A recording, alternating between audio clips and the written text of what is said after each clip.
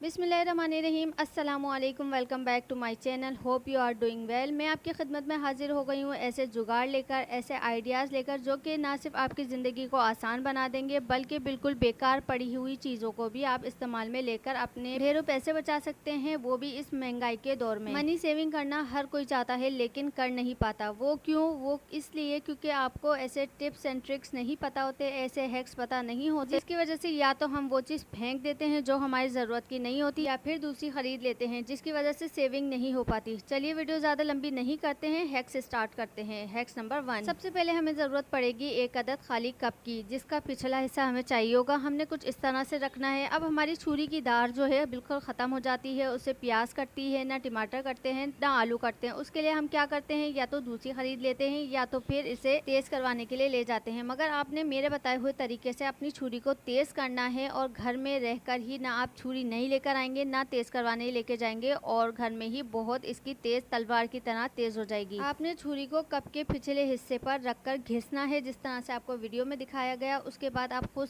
Check कर सकते हैं छुरी की धार और कितनी तेज लग रही है और नई भी। जब आप कप के पिछले हिस्से पर छुरी को घिसेंगे तो इसकी धार तेज हो जाएगी। आपने घिसना अच्छी तरह से है, ये ध्यान रखना है। अब मैं आपको इसकी धार चेक करवा रही हूँ, इसकी तेजाई चेक करवा रही हूँ कि पहले कैसी थी और अब कैसी हो गई है। अब आपके सामने है छुरी, देखिए कितनी तेज हो गई है और इतनी आसानी से हमारी प्याज कट रही है। और इस तरह से जब प्याज कटती है या कोई भी सब्जी कटती है तो बहुत ही मजा आता है प्याज काटने में और सब्जी काटने में। अगर प्याज आप तेजी से काटे तो कभी भी आपके आंखों में आंसू नहीं आएंगे। जितना धीरे धीरे आप प्याज काटेंगे उतनी ही मिर्चें लगेगी, उस वजह से आपकी आंखों में आंसू आएंगे। आपने ये टिप लाजमी ट्राई करनी है और कमेंट सेक्शन में मुझे बताना है कि आपको मेरी ये टिप कैसी लगी। अब चलते हैं हम अपने हैक्स नंबर 2 की तरफ, मतलब कि अपने चार्जर की तरफ, जो बहुत ही गंदा हो जाता है। रखे रखे इस्तेमाल करते करते बहुत ही गंदा सा लग रहा होता है, पुराना लग रहा होता है। हम दुनिया भर की चीज़ें साफ़ कर लेते हैं लेकिन हम चार्जर का ख्याल नहीं रहता कि हमें इसे भी साफ़ करना है। अब आपने क्या करना है कि एक दो ड्रॉप जो भी आप टूथपेस्ट इस्तेमाल करते हैं वो अपने चार्जर पर लगाना है, और कोई भी वेस्ट जो आप टूथब्रश हो आप उसका इस्तेमाल कर सकते हैं। और आपने इस तरह से अपने चार्जर की मसाज करनी है। आपने चार्जर कैप का एक भी कोना नहीं छोड़ना है, अच्छी तरह से घिसाई करनी है ताकि इस पर जितनी भी धूल मिट्टी जमा हो गई है वो सब साफ हो जाए बहुत ही आसान तरीके से। वैसे आपने कमेंट में ज़रूर बताना है कि क्या आपने कभी अपने चार्जर को साफ़ किया है या नहीं। अब आपने टिश्यू पेपर लेकर इसे सारा साफ़ कर लेना है, जितना भी टूथपेस्ट लगा होगा वो सब साफ़ हो जाएगा। आपके सामने है कितना नया हो गया। Hacks number 3। हैक्स नंबर 3 में हम बात करेंगे इन कलरफुल रबर बैंड की, जो हम मार्केट से ख़रीद कर लाते हैं और दिखने में बहुत ही क्यूट और बहुत ही अच्छी लग रही होती है, लेकिन ये इस तरह की पन्नी में होती है और कुछ ये बिखरने के बाद इस तरह हो जाती है। अगर ये बच्चों के हाथ लग जाए तो फिर तो पूछे ही मत। अब आपने इन रबड़ को बेयारो मददगार नहीं छोड़ना है। आपने इस तरह से कोई भी खाली बॉक्स लेना है और उसमें ये सारी रबड़ डाल देनी है ताकि एक जगह ये सब सेव हो जाएं, इधर उधर ना बिखरें, ताकि जब भी आपको इन रबर्स को यूज़ करना हो आप आराम से ये डब्बा खोलें और आराम से इन्हें इस्तेमाल करके वापसी ऐसे ही रख दें। अगर हैक्स अच्छा लगा हो तो लाइक कर दें।